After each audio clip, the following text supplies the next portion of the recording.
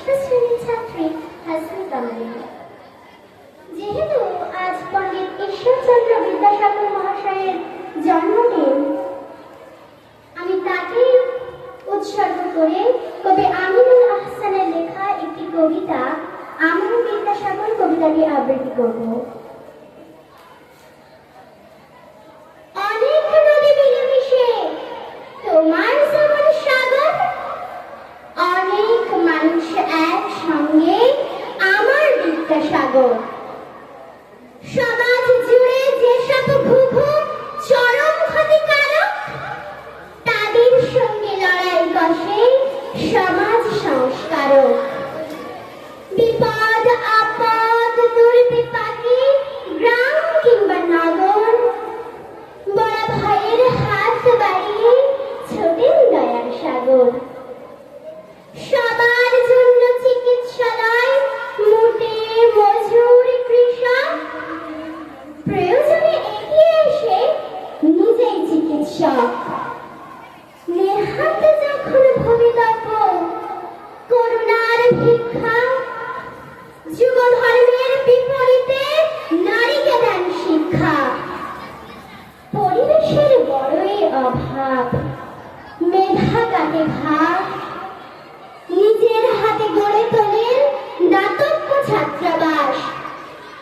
সাহিত্য সংস্কৃতি সহায় পদ্য, তার কলমে জন্ম নিল সরস বাংলা গদ্য। সেই গদ্যে পথ বানিয়ে নন্দ কেবল লেখক, সেই সঙ্গে মুদ্রাকার এবং প্রকাশক। উপযুক্ত বইয়ের অভাব, মেধার অপচয়, রুখতে লেখেন কাজ সরিয়ে বর্ণ পরিচয়।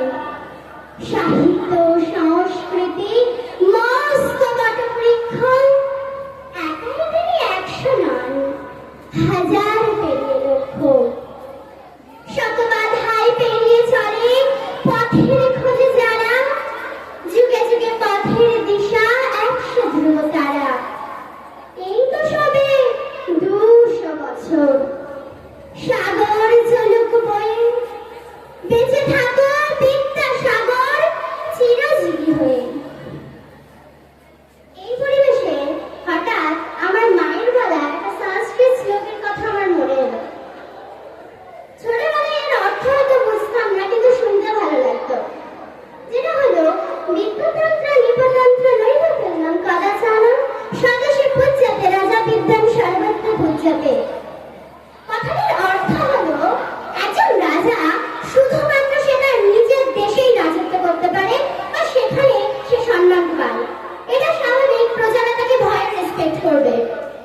কিন্তু একজন বিদ্বান ব্যক্তি, একজন জ্ঞানী ব্যক্তি পৃথিবীর যে কোনো স্থানে যাক না কেন, সেখানে তার সম্মানের আলোয় আলোকিত হবে, তার সম্মান দ্বিগুণ বেড়ে যাবে।